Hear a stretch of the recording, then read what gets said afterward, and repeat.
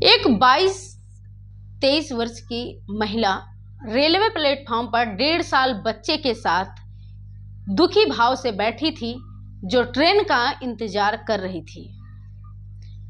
Train पर बच्चा भूखा होता है, चिप्स के लिए रोने लगता है, लेकिन माँ उसकी चिप्स के पैसे नहीं थे, वह बच्चे को चुप करा रही थी। किसी तरीके से लोग आते जाते रहते हैं और खाते पीते रहते हैं, लेकिन जब वो 1.5 साल का बच्चा भूखा रहता है और वहाँ चिप्स के पैकेट देखता है तो देखकर रोने लगता है कि मम्मी मुझे भी एक चिप्स खानी है, मुझे भूख लगी है। लेकिन वह माँ इस तरीके से बेबस होती है कि उस बच्चे को यानी 5 से 10 रुपए का चिप्स नहीं दिलवा सकती थी। नमस्कार, आदाब, सत श्री अकाल। मैं सुधा तिवारी आपके साथ, आप देख रहे हैं 10 न्यूज नेटवर्क। दोस्तों, वीडियो में आगे बढ़ने से पहले आपसे यही कहना चाहेंगे, अगर आप हमारे चैनल पे तो नए हैं तो चैनल को सब्सक्राइब करें, वीडियो को शेयर करें, लाइक करें, कमेंट करना बिल्कुल भी ना भूलें कि ये वीडियो आप कहां से देख रहे हैं और ये स्टोरी आपको, ये सच्ची घटना आपको कैसी लगी। एक कहानी होती है, गोरखपुर की लड़की होती है जो कि दिल्ली आ रही थी। गोरखपुर रेलवे स्टेशन पर बैठी थी और उसके पास साथ एक 1.5 साल का बच्चा था। क्या है कि जो सपना नाम की लड़की रेलवे स्टेशन पर बैठी थी, उसके पति का लगभग यानी 2 महीने पहले उसका डेथ हो गया था, एक्सीडेंट हो गया था। और वो महिला अपने 1.5 साल बच्चे के साथ प्लेटफॉर्म पर बैठी थी, ट्रेन का इंतजार कर रही थी कि ट्रेन आए तब वो ट्रेन पकड़कर दिल्ली जाए। लेकिन उसके पास इतने भी पैसे नहीं थे कि वह अपने बच्चे को चिप्स खिला दे, क्योंकि उसके पास मात्र 500 रुपए थे, जिसने उसे दिल्ली तक पहुंचना भी है और उसके बाद अपने मुकाम तक भी पहुंचना है। बच्चा रो रहा था, माँ उसे समझा रही थी, बेटा चुप रहो, अभी हमारे पास पैसे नहीं हैं, हम अभी थोड़ी देर बाद आपको पैसे लाकर दिला देंगे। चुप करा रही थी, पानी पिला रही थी, लेकिन वो बच्चा रोए जा रहा था। सामने ही एक लगभग 25 साल का लड़का आता है, 26 साल का, जिसका नाम संजय होता है, और वो भी बैठकर वहां देख रहा था, ट्रेन का इंतजार कर रहा था। तभी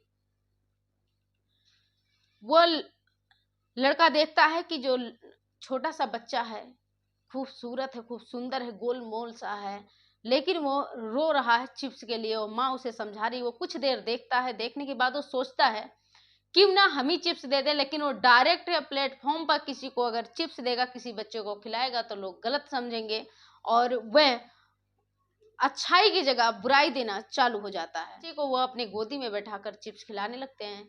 जब चिप्स खा रहा था बच्चा, तो उससे पूछते हैं, जब खा लिया चिप्स खुशी खुशी, तो कहता है, वो पूछते हैं पानी पियोगे बेटा? तो जो संजय होता है वो उसे फिर एक छोटी सी बोतल में पानी लेकर उस बच्चे को पिलाने लग गए।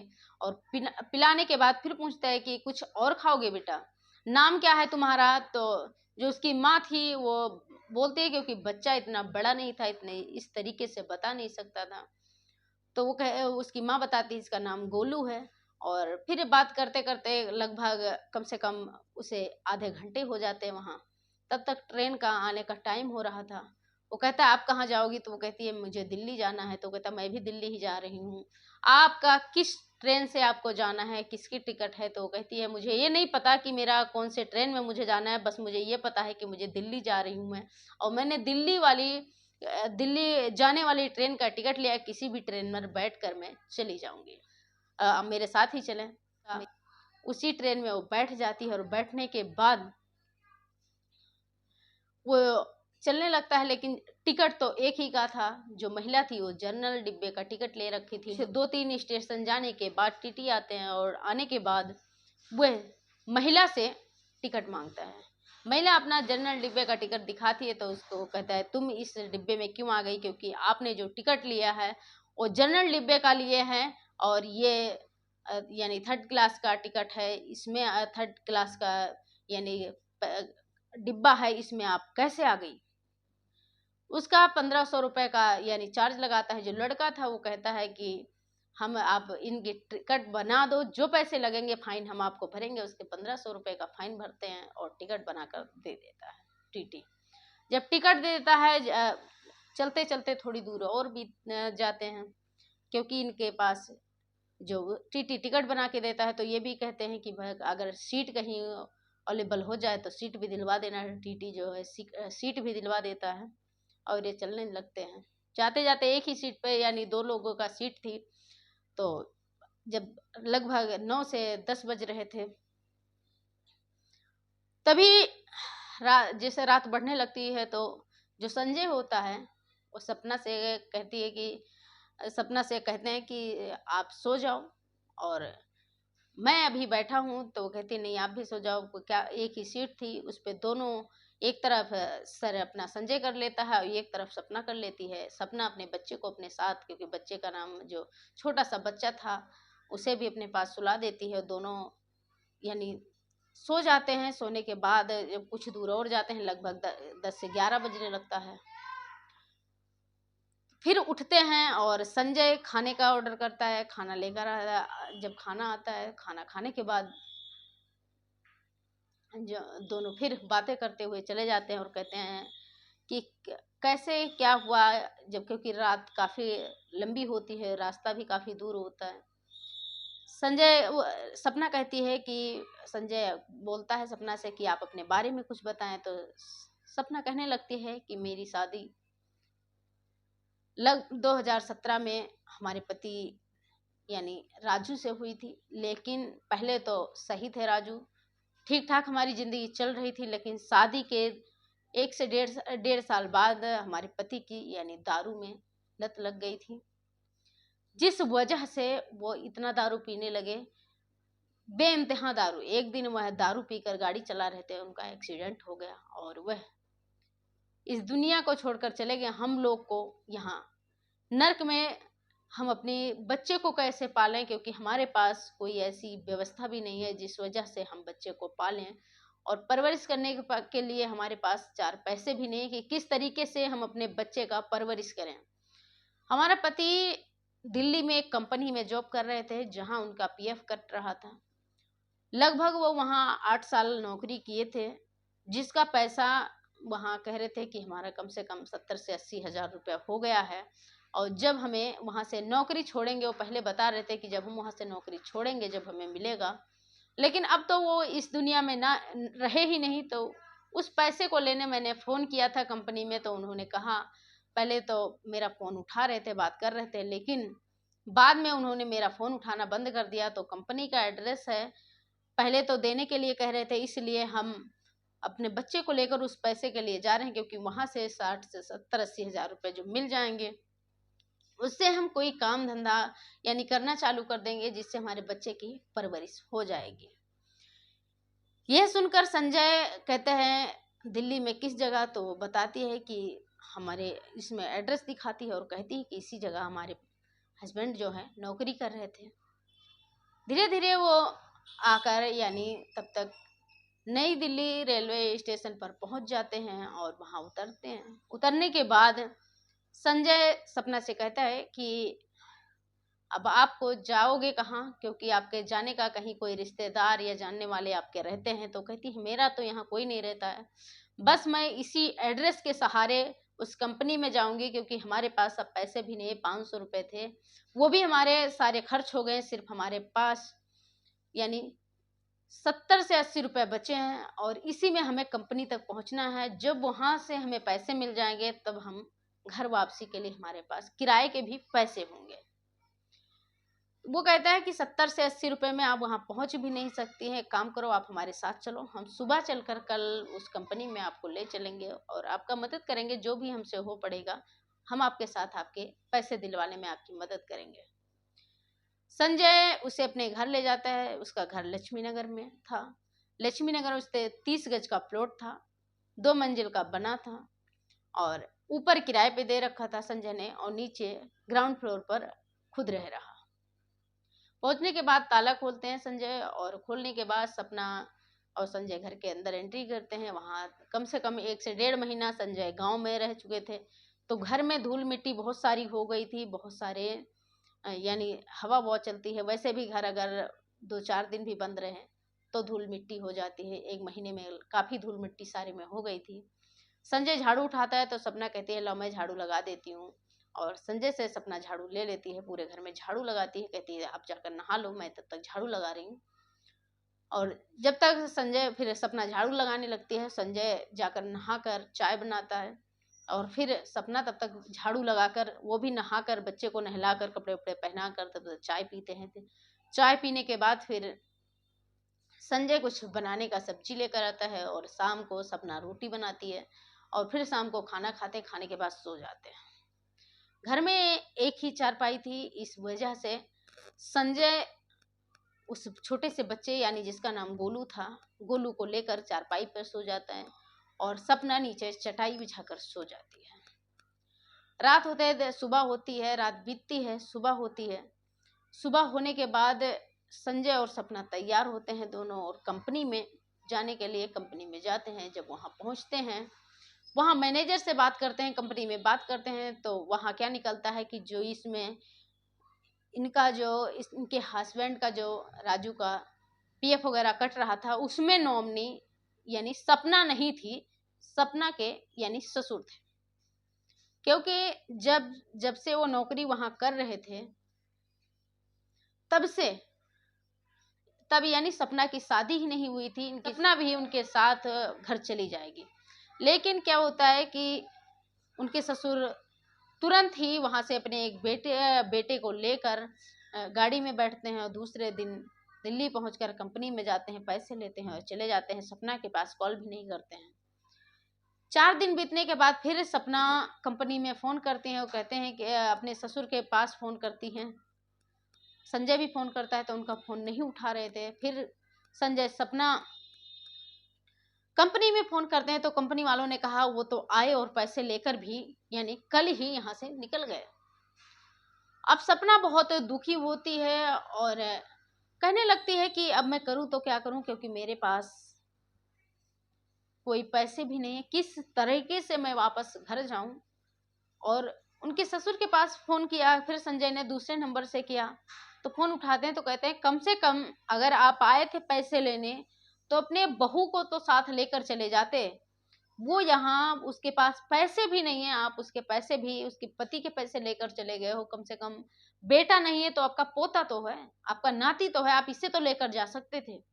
उसके पास उसका हाल तो ले सकते थे कि किस हाल में यहाँ आपका बहू और आपका पोता होगा। तो फोन पे कह देते हैं कि जब हमारा बेटा ही नहीं तो हमारी बहू कहाँ, हमारा पोता कहाँ, जब बेटा होता तो सब थे।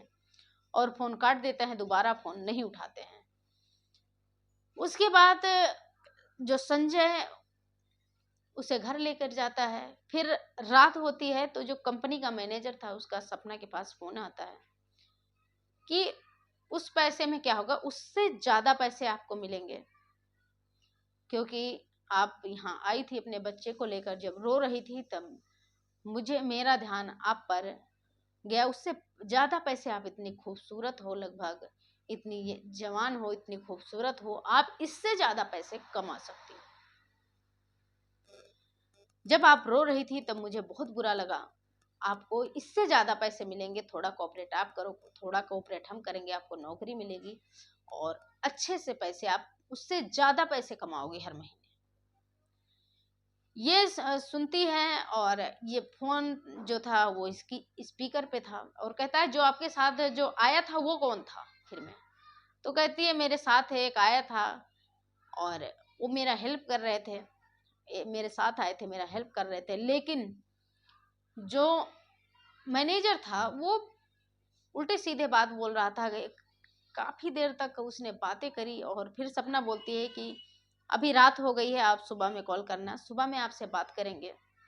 जब ये बातें सचिन सुनता है कि काफी देर से उसे बरगला रहा है, उसके लिए काफी चीजें बोल रहा है, तो फोन लेता है और कहता है भाई साहब क्या चाहते हैं आप, आपको क्या लगता है हम कुछ वहाँ गलत हैं, या हम उनके साथ अगर उनका हेल्प कर रहे थे तो आपका जो नेचर है, आपका स्वभाव है, ये फोन स्पीकर पे था, हमें सारी बातें आपकी पता चल गई है कि आप कहना क्या चाहते हैं और मेरे बारे में क्या कह रहे थे इतनी देर तक।